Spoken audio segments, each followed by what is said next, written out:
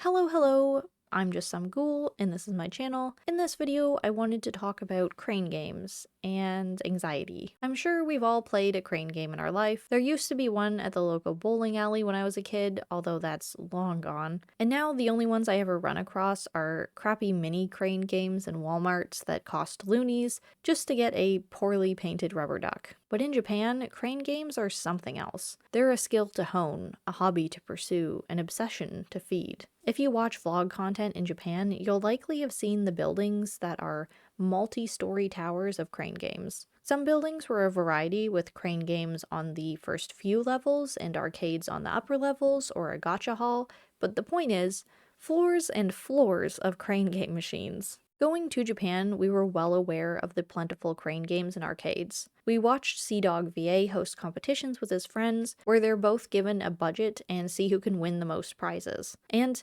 that looked like a lot of fun. That was one of the many just Japan things that we wanted to do. Well, that didn't end up happening.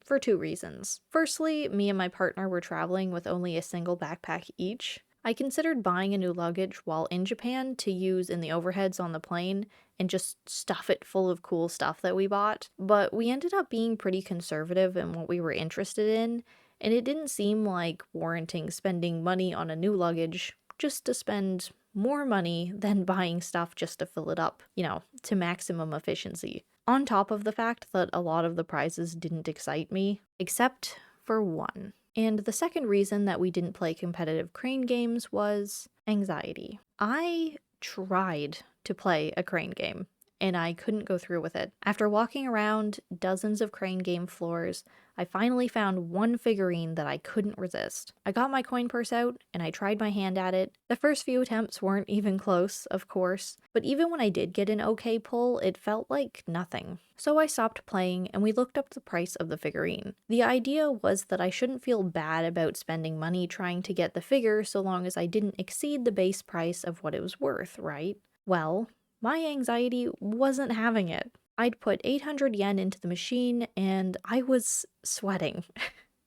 All my brain could think about was, what if I didn't get the figurine? The amount of money that I'd put into trying to get it already was too much. Like, if the amount that I'd spent should reflect the percent of my progress towards getting it, I wasn't 800 yen worth there, I was $8 of nothing. And that really stressed me out. I couldn't focus on the end goal, I could only focus on the money that I'd wasted thus far. My financial insecurities and anxieties came in strong, and I had to stop playing. Crane games just weren't for me, which is too bad. I thought it looked like a lot of fun, and I thought I would be okay with saying, I'm spending $100 on playing crane games regardless of what I win, but I couldn't. So I don't know if that sounds weird to most everyone else out there or not.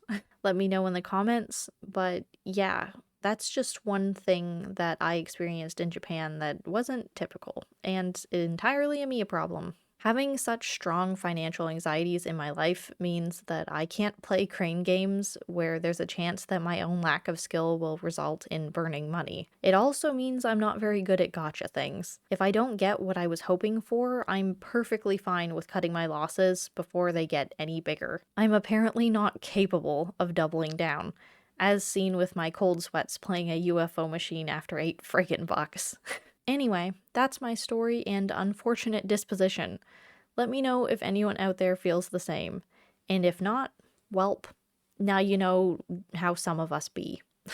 I'll see you in my next confessionals. Bye. Oh, and by the way, the figurine that finally enticed me to try and play a crane game in the first place, I did not specifically mention in this video because the anime that it is related to has been controversially received in social media before. So instead, if you are curious, I would offer that if this video gets 100 likes someday, I will reveal what the figurine was. the ultra super secret figurine, but only then. Okay. Goodbye again.